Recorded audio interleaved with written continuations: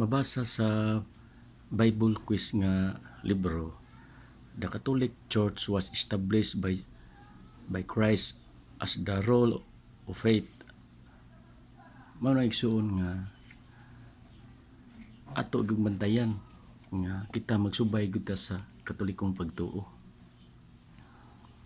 Okay.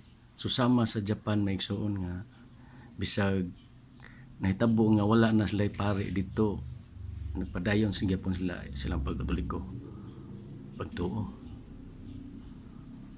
Mao na may igsuon mag-unsa man nga sa ato na tay pare pero dili na mga Katoliko, mga converted Protestant na. Ya, mag-unsa man nga natay misa pero protestante sad nga misa. Mao na atong paningkamutan may igsoon nga magsubay gyud ta sa Katolikong pagtuo.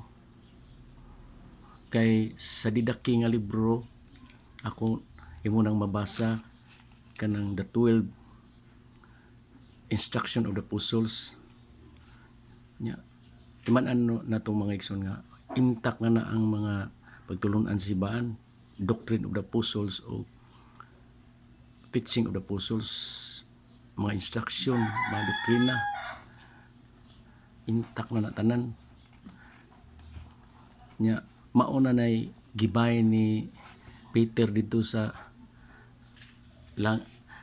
din sa yuta ug ngadto sa langit kay kadtong sa Matthew 16 gihatag niya ang Yahweh nga giingnan siya nga kung unsay gapuson nimo dinhi sa yuta pagagapuson sa dito sa langit. Humana tanan walay makausab sa mga doktrina sa simbahan kay intact na kanang mga successor din na sila pwede makausab.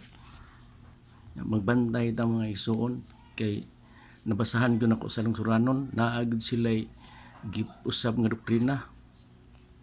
Magbantay ta nga naa sa mga Katoliko nga nagpreacher pero impostor da ito kay nanudlo sila nga ang pagrosary kuno devotion lang nya snack lang. Mao na bantayan nato nga klase nga mga kanang mga preacher nagpakatoliko pero dili dahi sila tinuod nga Katoliko, mga impostor dahi. Dapat kung tinuod jud kang Katoliko on 100% ka nga Katolik, dipinsahan na nimo sa Miri kay mao na gidipinsahan ni San Jose, si Miri ug si Jesus Christ. Kay kana si Miri mao na ang arka, altar or tabernakulo nga mao nang simbahan nga makikita nato sa altar. Dapat mao na dipinsahan kung insakto ka nga Katoliko.